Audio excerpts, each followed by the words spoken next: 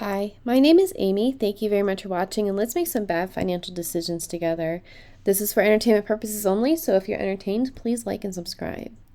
I'd like to talk to you today about how to actually do a puts credit spread on Robinhood, because I learned a new way this week and I liked it, but then I went to go replicate it on desktop and I realized that it might not be the best way to do it. So here's what happened. So usually what I was doing, if I need to do a puts credit spread, there is a, these are screenshots of my mobile. Anyways, you go into the builder section, that you choose the date, you choose your width, you scroll down to the price that you want, and you just click into it, and this is what it looks like. However, this doesn't have any of the Greeks. There's no way to get the Greeks. Like, you just pick a price based off of nothing and you get your premiums based off of feelings and vibes, I guess. But there's another screen where you can build it yourself.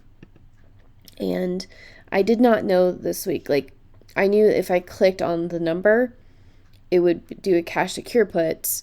But if you press the plus button, you can then change the sell to a buy, choose something lower, and then click that plus button too, and that makes it a put spread.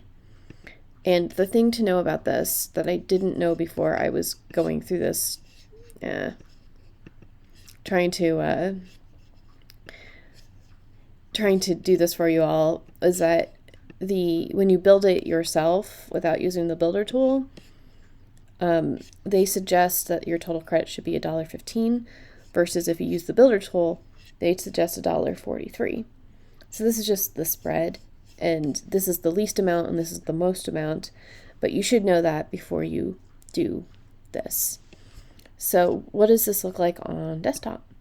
So we go to MSTX, we trade options, we sell puts. I like to start with the selling part if I'm doing the cash secure puts. We go to December 20th, and I like that when you build it yourself, there's the chance of profit here. And you saw that in the mobile app. It has it like, you don't have to go and click into it to see the Greeks. You can just say, okay, my chance of profit is 57% if I do it at $101. So if I go down to something like, yes, I did do it at $65, but like $60. So then my chance of profit is 80%, which is fine. So doing it like this, you do a cash secure put, but if you do it like this, do you have to click on the specific thing? I thought you had to click on the plus arrow, but I guess not.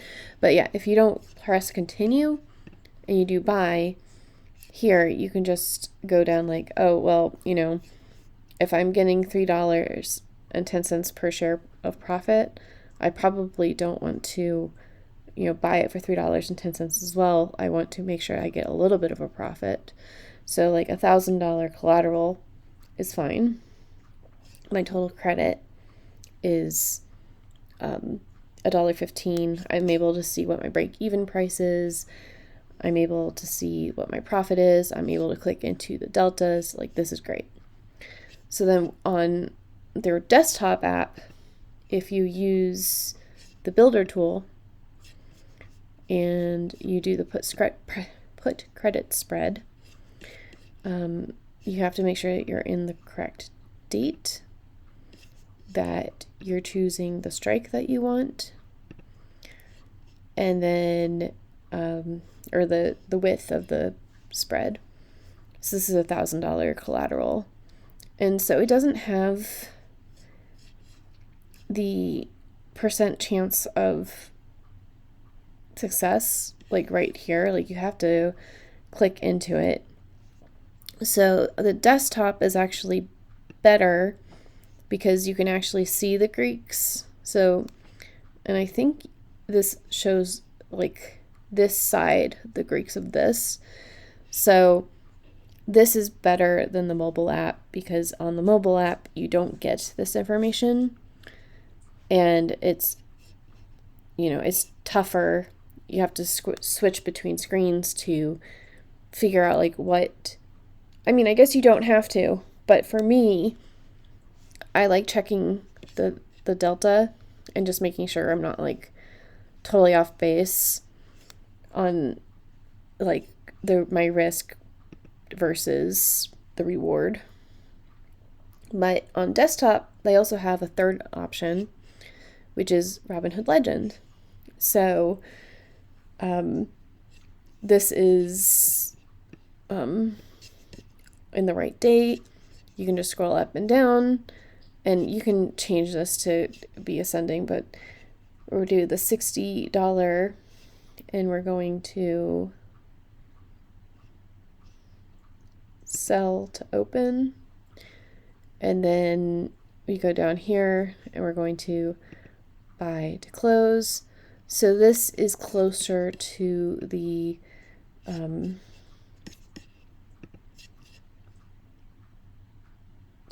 so the I think maybe if we refresh this, so this is closer to if I used the build tool, the suggested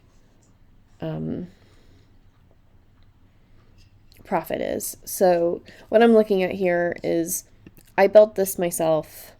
It's telling me that my total credit should be $1.15, but if you press continue, I guess it'll have the same suggested price as you see here, and if I reviewed my order, this would also have the same.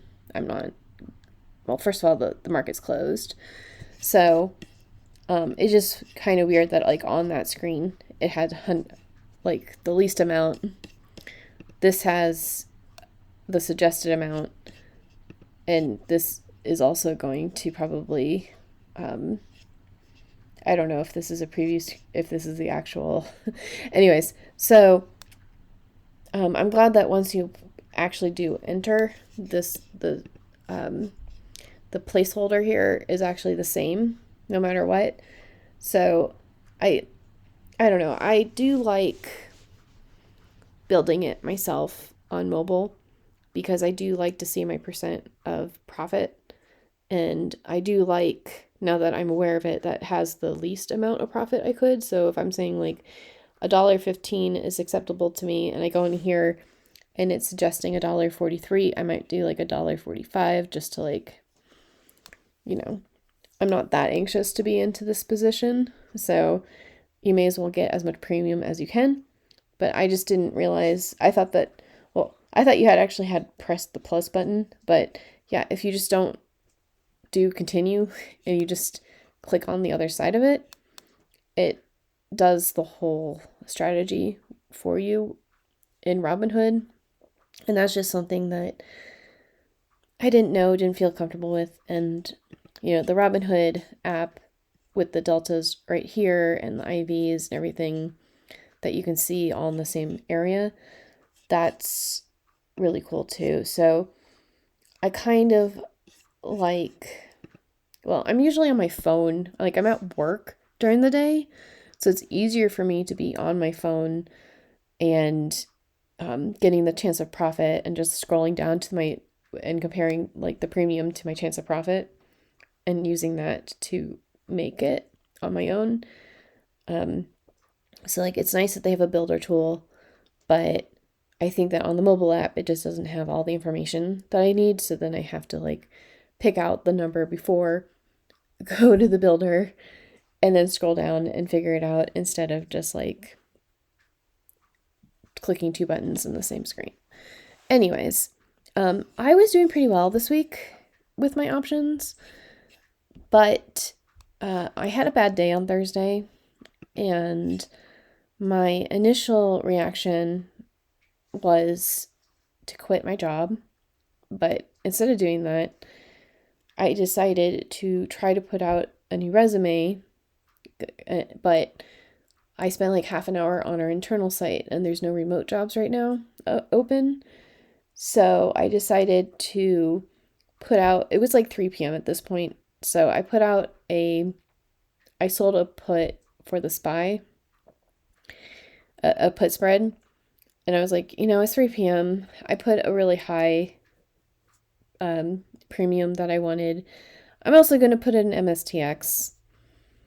And so I put that, and I put it as a very high thing too, because I thought that it wasn't going to go through, but then they both got executed. So my my margin, some things expired and I got more distributions. So my margin right now is not bad. It's at 30%. So it is what it is. But I did, for this week, get $1,014.39 in distribution and premiums, and 54.86% of that was from options. So I didn't think that I would make it to more than $500 total. I have this in here somewhere. Yeah, so I actually got $556.54 in premiums for this week, but I over leveraged myself, and that's not amazing, but I didn't lose. The only one I lost this week, because you can see I don't want to pay more than like $5 to close a position if I can help it, but I did go ahead and close this IWM for $28 because, well, first of all, because I had just, bought some ridiculous things, but also the price was like $238 and my strike price was $237, and I wasn't losing money, but I would only have Monday, and if it went down over the weekend and then all of a sudden I'd have to pay money to close it, that isn't profit. So I just got less profit than I probably could have with IWM. But I wasn't in the red, but I don't know if that makes sense. I got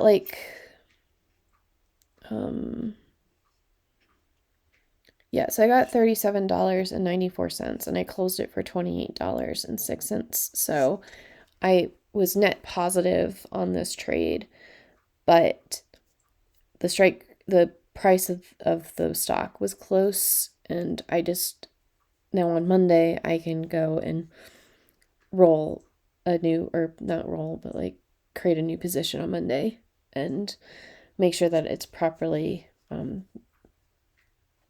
out of the money so that I can continue getting good premiums. So I think what I'm going to do also, because the SPY call, I was doing 0-day expiration, and then I was doing 1 day out, and I was like, if you are a week out, you have less chance of getting called, and you can just keep, because it still expires daily, so you can still roll your option every day. But then SPY went up too much, and I had to roll it further into the future just to not be in the red. And now it's in January. So what I think I'm going to do here is close it on Monday if it's worth less than $37.94. And then I will open up, I'm not going to roll it. I'm going to close it, and then I'm going to open up a new covered call that is way closer in time and probably at a higher price point, and just start the cycle again. So we'll get this figured out. I'm still developing my strategy, and my strategy so far has been very far out of the money and a week or two in the future, and just getting between at least 10 cents between when I open it and when I close it. So I have to, if I want 10 cents of profit and I'm thinking that it's going to cost $5 to close it, I have to get $15 of premium to begin with. So, I guess we'll close with, I was watching Levi's portfolio, and he was talking about this trader that went from $1,000 to $1 million in a month. And I just don't have the risk profile for this. Like, I'm happy for them that they did this. I wish that once they reached $1 million, they would have taken a break and done some research and not YOLO'd the whole thing and lost all the money. But people like this and this trading style does not lend itself to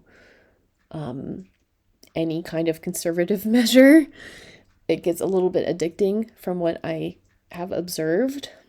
But if like right now,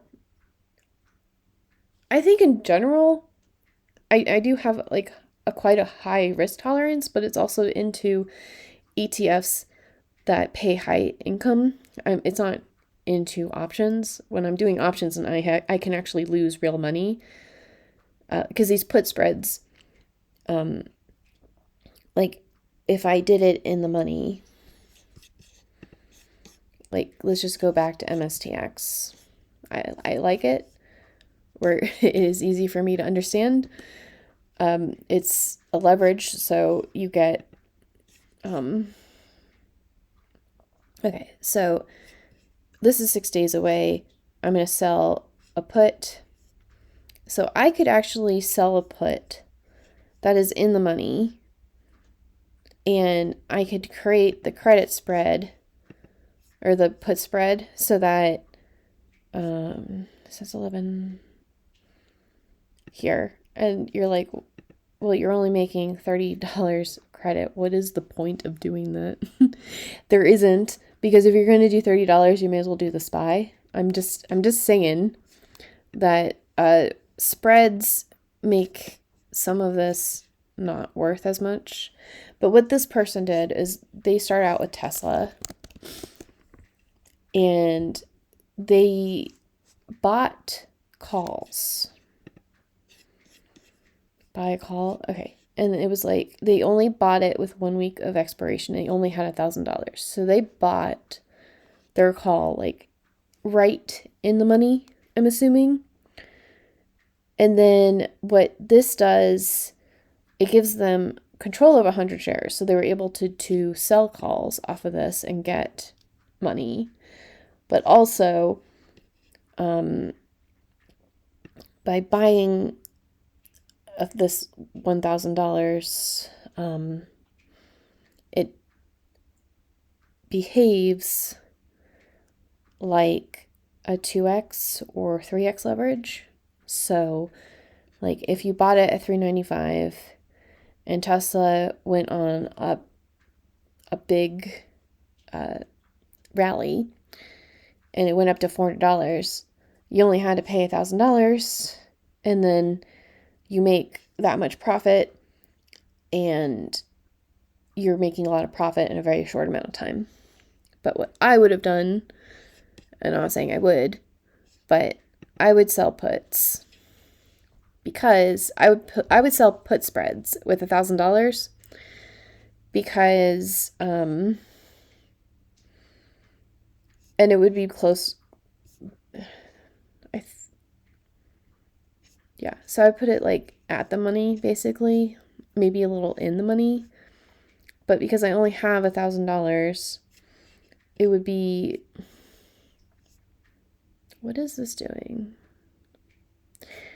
I am way out of line. Hold on. 392. So I would probably just put it like here, like literally just kind of in the money, but also, yeah, we can do it here. But then when you go to buy the put, you only have $1,000, so it would be 382. Okay. So you do this, you have $635 of premium, and because you did the spread, you are not getting that 2x leverage. So I would put this $635 into TSLL, which is the 2x of Tesla. And as soon as, well, at the end of the day, if the profit from TSLL, so like if you got $635 of profit and then you put this in TSLL, this became $700. As long as to close it, it doesn't cost you more than $700. Go ahead and close the spread.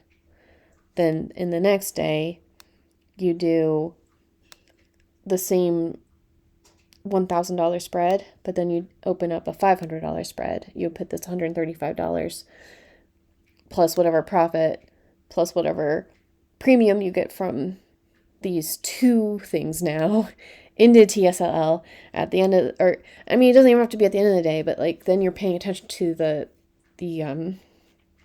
charts, and you're getting in and you're getting out, and you're trying to make as much profit in the leveraged Tesla. And then at the end of the day, the profit that you got from like from the 2x account, you close all your positions, and you just keep doing that every day. And I don't know if that would exactly get you to $1 million in a month, but in this way, because you're selling puts, as long as like you could lose money. I mean, all of this is really risky because it's like at and in the money, but like you don't, if it goes down to 390 and you put your put at 395, you're losing $500 instead of $1,000. So if you're not able to roll your position down and not lose the money, which I don't think at this point you would, like the most you are risking to lose is that $1,000, but you still have that $635 in the leveraged. And then what that does is, if Tesla goes way down, you've lost your $1,000. This is still in the leveraged Tesla, so you do still have a chance of biding your time. And when it goes on to its next upturn, and you have $500, you can do this again. My problem with buying a call with a week of expiration is that this is the maximum theta decay. If Tesla goes down, your option is literally worthless. You've literally spent $1,000 for nothing. You didn't get an extra premium for doing this. You literally just spent $1,000 on a gamble. So that's what I was getting at. Like I would have gotten the premium on the way up, and if I really wanted the leverage, I would have just put the premium into leverage, and then taken the profits along the way, and then just building it up like this, and like slowly getting further and further out of the money, and that way every time Tesla sneezes, I don't lose money on my trades. But this is why I'm never going to be able to do this, because I'm like, okay, well, I'm going to sell my put option. I'm going to get $600, but like, can I put it further out of the money and still get $600? And like, how much money do I have to put up for this? Because there is a big price difference between this. But if you can start at 11, and then am I on the wrong thing? I'm on the wrong thing. Put, sell, buy. Mm-hmm. But you're like, okay, this is getting me $1,300, but I could go down here and do this, and I can buy, and then basically the same thing. You get $200 of credit, but you only have, well, this is like $500 of, but like, you do something like this, and it's like, okay, well, I got $7 of credit, and I'm further out of the money. And so, It's also $2,000 of collateral. So, I don't know. I think it's possible to replicate this kind of in safer ways than just buying things and hoping it doesn't become worthless. I think that once you get to $1 million, that chill out, go into your SHD, go into high income ETFs and just retire and just like stop. Because, I mean, you might get lucky for a month, but no one else can replicate this because the market conditions are never going to be exactly this ever again. I mean, you can choose different things, and depending on the timing of the market, it could work out for you, or you could totally wipe you out. I just, yeah, it's not my style, but it is fun to think about. It's kind of like if I won the lottery type of scenario, but I do prefer getting a premium and then putting the premium in the leverage ETFs and earning money that way. So just putting that thought out there for everybody, and I will talk to you later. Bye.